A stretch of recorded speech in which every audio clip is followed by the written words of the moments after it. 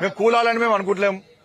ప్రజల చేత ఎన్నుకోడ్డ ప్రభుత్వం ప్రజల నిర్ణయం ప్రకారం 5 సంవత్సరాలు ప్రజాస్వామ్య దేశంలో ప్రజాస్వామ్యంగా పాలించాలని చెప్పి మేము కోరుకుంటాం. వాళ్ళ ఇష్టం అది. పక్కా ఉంది. కాంగ్రెస్ పార్టీ ఎమ్మెల్యేల లోపల కూడా అసమ్మతి ఉన్నది. ఏం పనులు అయితలేవు, ఒక్క పైసా నిధులు వస్తలేవు. పోయి 6 గ్యారెంటీల మీద ప్రజలు నిలదీస్తున్నారు, 7 పైన కూడా ప్రశ్నిస్తున్నారు.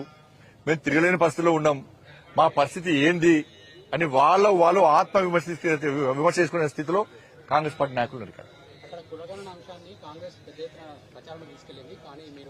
ఇక్కడ ఇప్పుడు నేను అదే కులగణన విషయాలు చెప్పింది, అనేక విషయాలు చెప్పింది అండి పోయి. కాబట్టి ఇక్కడ కులగణన విషయంలో ప్రజలకు విశ్వాసం లేదు. కాంగ్రెస్ పార్టీ చేసే కులగణన విషయంలో ప్రజలకు విశ్వాసం లేదు. ఇవాళ మీరు కులగణన చూడండి, ఆ ఫామ్ చూడండి, మీరు మొత్తం పెన్సిల్తో నింపుతారు. ఇది ఎంత పెద్ద స్కామ్ అంటే కులగణన అనేది ఎంత పెద్ద అక్రమం అంటే మొత్తం పెన్సిల్తో నింపుతారు. కానీ ఆ యజమాని మాత్రం పెన్తో సంతకం పెట్టాలట. ఇది ఎక్కడ అర్థం కాదు నాకైతే. అంటే అన్ని తారుమారు చేస్తారు. ఇక అంటే వాళ్ళ కులాలకు అనుగుణంగా ఈ కులగణనను మార్చుకునేటువంటి ప్రమాదం తెలంగాణ రాష్ట్రంలో ఉంది. అందుకే ప్రజలు సహకరిస్తలేరు.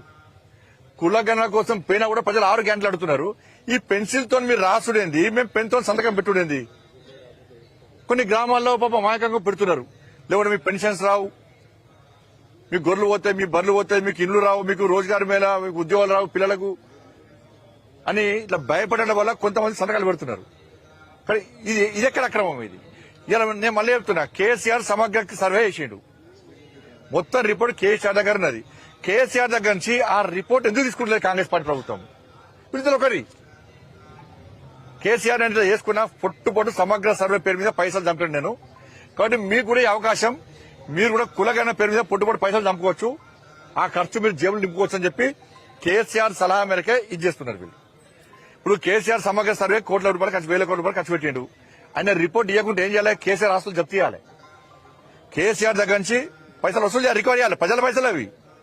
నువ్వు సమగ్ర సర్వేని అయ్య కోసం చేసుకున్నావా, తాత కోసం చేసుకున్నావా, ఇంటి కోసం చేసుకున్నావా? పైసలు ప్రజాధనం అది. నువ్వు ప్రజాధనంతో సమగ్ర సర్వే చేసి నువ్వు రిపోర్ట్ ఇవ్వకుండా సంకలం పెట్టుకుని ఫామ్ హౌస్ అంటే ఎవరి కోసం అది? కాబట్టి రికవరీ చేయాలి. అయితే రిపోర్ట్ ఇస్తావా, అయితే పైసలు కడతావా? ధన్యవాదాలు.